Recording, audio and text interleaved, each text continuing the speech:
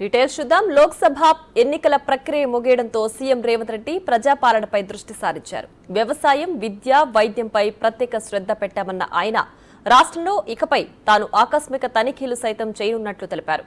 రైతు కార్పొరేషన్ ఏర్పాటు చేసి రైతు రుణమాఫీకి చర్యలు తీసుకుంటామన్నారు. ధాన్యం కొనుగోలు జరుగుతున్న తీరును అడిగి తెలుసుకున్న సీఎం రైతులకు ఇబ్బంది లేకుండా కొనుగోళ్లు సాఫీగా జరిగేలా చర్యలు చేపట్టాలని అధికారులను ఆదేశించారు. ఆగస్టు 15 నాటికి 2 లక్షల రుణమాఫీ చేసేందుకు అవసరమైన ఏర్పాట్లు చేయాలని సూచించారు.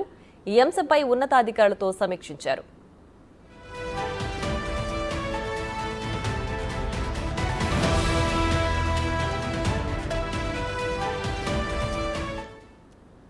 అడ్మినిస్ట్రేషన్ అంశాలపై రివ్యూలు చేయనున్న రేవంత్ ఇవాళ మధ్యాహ్నం సచివాలయంలో మంత్రులు, అధికారులతో సమావేశం నిర్వహించనున్నారు. ప్రభుత్వానికి ఆదాయం తెచ్చే శాఖలపై అధికారులతో చర్చించనున్నారు. ఎక్సైజ్, రిజిస్ట్రేషన్ శాఖలతో పాటు మిగతా శాఖలపై సమీక్షించనున్నారు. త్వరలో పలువురు ఐఏఎస్, ఐపీఎస్ అధికారుల బదిలీ జరగనున్నట్లు తెలుస్తోంది.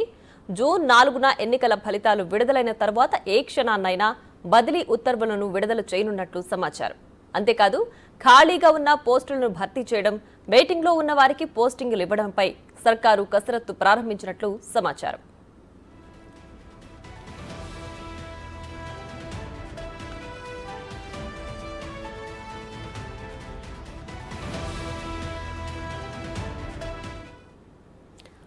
ఇదే అంశానికి సంబంధించి మరింత సమాచారం మా deputy bureau chief Sadiq live లో అందించడానికి సిద్ధంగా ఉన్నారు. సాదిక్, చెప్పండి, సీఎం రేవంత్ రెడ్డి పాలనపై ప్రత్యేక దృష్టి సారించినట్లుగా తెలుస్తోంది. ప్రధానంగా రైతు రుణమాఫీ ఆగస్టు 15 నాటికల్లా చేయాలని మెయిన్ ప్రణాళికగా పెట్టుకున్నట్లుగా తెలుస్తోంది. కంప్లీట్ డీటెయిల్స్ ఏంటి? ప్రధానంగా ముఖ్యమంత్రి రేవంత్ రెడ్డి మొన్నటి వరకు పార్లమెంటు ఎన్నికల్లో బిజీగా ఉన్నటువంటి ముఖ్యమంత్రి ఇక ప్రజా పరిపాలన పైన పూర్తి స్థాయిలో ఫోకస్ పెట్టడం జరిగింది. రివ్యూలు చేస్తూ కూడా పాలనను గట్టెక్కించేందుకు, పాలనను మరింత స్పీడ్ పెంచే విధంగా ప్రణాళికలు రచిస్తున్నారు. ప్రధానంగా రైతు సమస్యలను పూర్తి స్థాయిలో పరిష్కరించే రకంగా ముఖ్యమంత్రి రేవంత్ రెడ్డి అయితే ప్రత్యేక దృష్టి సారించినట్టుగా మనకు అర్థమవుతుంది. ప్రధానంగా ఇప్పటికే అకాల వర్షాల వల్ల ధాన్యం తడిసి సంబంధించిన ఉంది, ఇంకా కల్లాల దగ్గర ఉంది. దాన్ని అతి త్వరగా పూర్తి స్థాయిలో కూడా ఐకేపీ సెంటర్ ద్వారా కొనుగోలు చేసే విధంగా ప్లాన్ చేసుకోవాలని ఇప్పటికే అధికారులకు ఆదేశాలు జారీ చేశారు.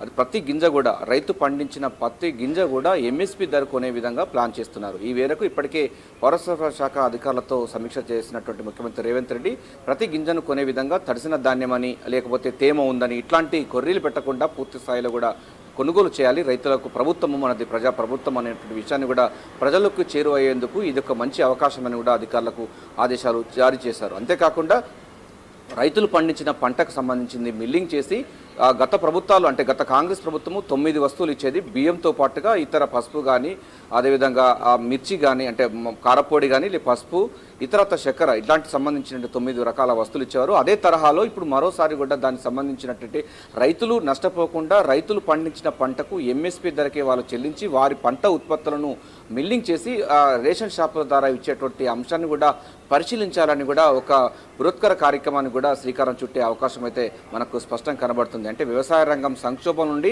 సంక్షేమానికి తీసుకొచ్చే లక్ష్యంగా ప్రణాళికలు సిద్ధం చేస్తున్నారు. ప్రధానంగా తడిసిన ధాన్యం ఎంఎస్పీ ధరలు కొనాలన్నది ఒకటి. రెండవది వ్యవసాయ రంగంలో అతి ముఖ్యమైన చూసినట్టయితే ఖరీఫ్ సీజన్ ప్రారంభం అవుతున్న నేపథ్యంలో రైతులకు కావాల్సినటువంటి ఎరువులు, పురుగు మందులు, విత్తనాలు, ఇవి ప్రధానమైన అంశాలున్నాయి.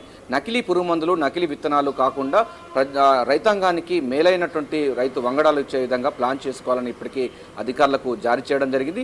నకిలీ విత్తనాలు ఎవరైతే సరఫరా చేస్తారో వారిపైన పీడీ యాక్ట్ లాంటి ప్రయోగించిన వారిని ఉక్కుపాదంతో అణిచివేయాలని కూడా ముఖ్యమంత్రి రేవంత్ రెడ్డి అయితే ఇప్పటికే ఆదేశాలు జారీ చేసిన ధర్మిలో వ్యవసాయ రంగాన్ని అంటే అటు రైతులు పండించిన పంటకు గిట్టుబాటు ధరతో పాటుగా ఖరీఫ్ సంబంధించినటువంటి యాక్షన్ ప్లాన్ చేసే విధంగా కూడా ప్లాన్ చేస్తున్నారు.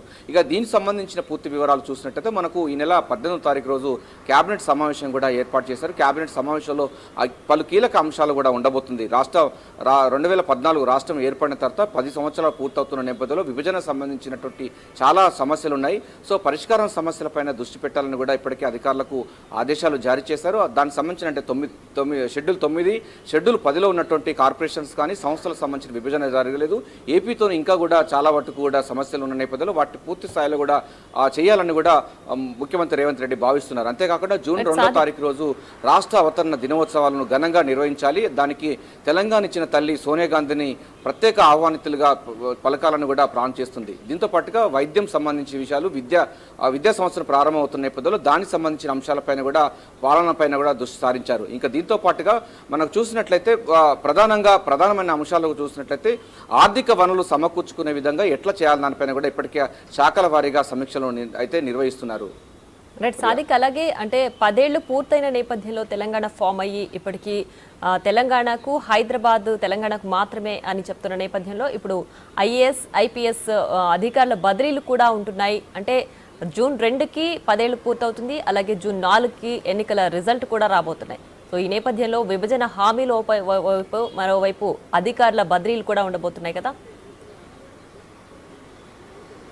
ఎస్ ప్రియ, దీంట్లో ప్రధానంగా 2 అంశాలు ఉండొచ్చు. ఎందుకంటే మనకు రాష్ట్రం ఏర్పడి 10 సంవత్సరాలు పూర్తవుతుంది. హైదరాబాద్ అన్నది ఉమ్మడి రాజధానిగా ఉన్నది. సో జూన్ 2వ తారీఖుతో దాని యొక్క కాల పరిమితి పూర్తవుతుంది.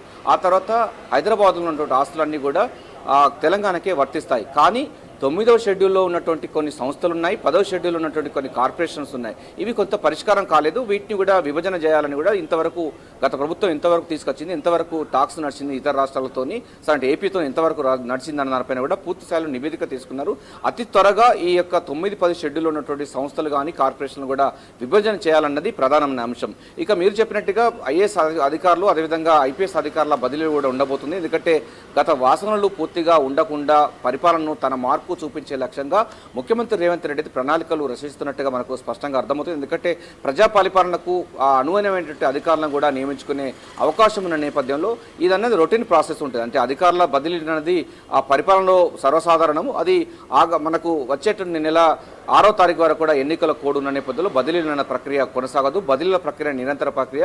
సో జూన్ 4 తర్వాత కూడా బదిలీ ఉండే అవకాశం ఉంది. సో పూర్తి స్థాయిలో పరిపాలనను పటిష్టంగా తన మార్కు చూపించే విధంగా పరిపాలనను పరువులు పెట్టించే లక్ష్యంగా ముఖ్యమంత్రి రేవంత్ రెడ్డి ప్రణాళికలు రచిస్తున్నారు.